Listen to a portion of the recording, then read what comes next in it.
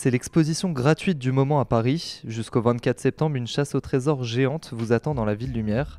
Organisée par l'agence artistique L'Art dans la Ville, partez à la découverte de 16 photographies autour des Jeux Olympiques, prises par Raymond Depardon et son fils Simon.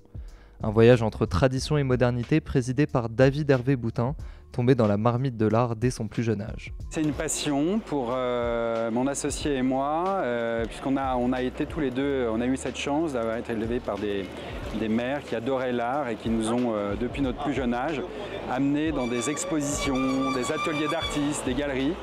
Et cet héritage culturel un petit peu qu'on a eu, on a eu envie de le faire partager. On a décidé de créer cette agence qui s'appelle L'Art dans la Ville et qui vise à, comme l'indique son nom, faire connaître au maximum, au grand public, des œuvres d'art, des sculptures, des peintures, des photographies. C'est la plus grande exposition parce qu'on va avoir 16 photos de Raymond Simon Depardon qui vont jalonner tous les quartiers de Paris, de Ménilmontant à la Porte de Brancion, de Montrouge jusqu'à Saint-Denis. On aura des photos, grand format, la plus petite fait 200 mètres carrés, et on va comme ça présenter dans la ville gratuitement l'histoire des Jeux Olympiques.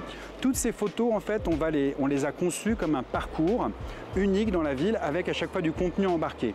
Sur chacune de ces photos, vous avez un QR code, vous scannez et là vous découvrez un petit reportage fait par Simon Depardon sur son père, Raymond Depardon, qui explique le contexte de la photo. Quand vous avez la photo Mark Spitz, que vous verrez sur le périphérique, vous allez voir à quel point cette photo est fascinante.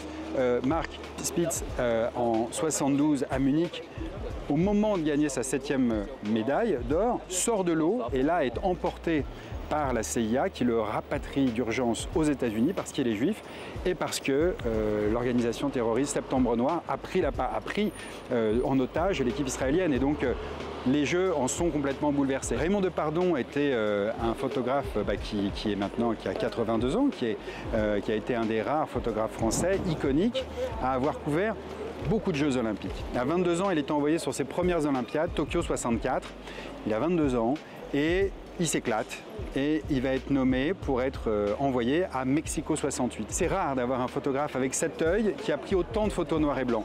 Mais on a voulu créer, parce qu'évidemment on a un partenaire major sur cette opération qui est Samsung, on a aussi voulu donner une modernité et concevoir cette exposition comme un passage de flambeau entre Raymond, le photographe argentique, avec des appareils, je dirais, argentiques, noir et blanc, et le passage de témoin, le passage de flambeau, pour reprendre l'allégorie olympique, avec son fils Simon, qui lui a fait des portraits avec le S24, le dernier appareil de Samsung, des photos des athlètes qui vont concourir aux Jeux Olympiques de Paris 2024. On a des projets toute l'année.